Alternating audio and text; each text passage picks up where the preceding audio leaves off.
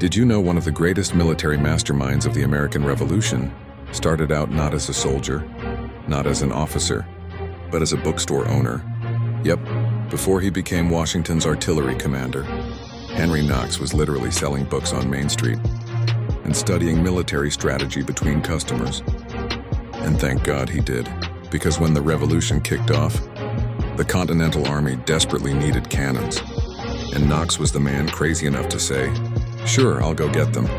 In late 1775, Washington gave Knox an impossible mission. Travel hundreds of miles to Fort Ticonderoga, grab more than 60 tons of cannons, mortars, and iron, and bring them back through ice, snow, mountains, and frozen rivers.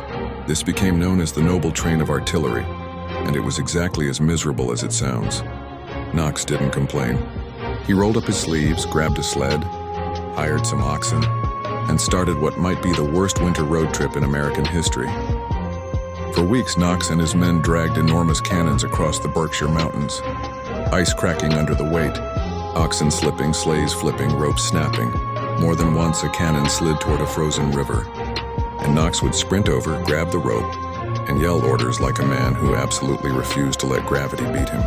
He even wrote in his journal, "It is almost a miracle that people with heavy loads can get through." Translation: this sucks, but we're doing it anyway. At one point, a cannon crashed through the ice and started sinking. Most men would have called it quits. Henry Knox, he stripped off his coat, got ropes under the cannon, and hauled it back up like he was wrestling a metal whale. 70 sleds, dozens of oxen, hundreds of miles. Knox dragged that artillery over frozen lakes and mountain passes in the dead of winter, and delivered every single piece to Washington and Cambridge. And here's why it matters. Just weeks later, Washington used Knox's cannons to fortify Dorchester Heights, overlooking British-held Boston. When the British woke up and saw those guns pointed directly at them, they panicked. They evacuated the entire city without firing a shot. Let that sink in. A bookstore guy forced the British to abandon Boston. Knox went on to command artillery for the rest of the war. Crossed the Delaware with Washington, fought at Trenton, Princeton, Yorktown, and later became America's first Secretary of War. Not bad for a man whose formal training came from reading books he didn't even sell. Henry Knox didn't win battles with speeches or skill with a musket.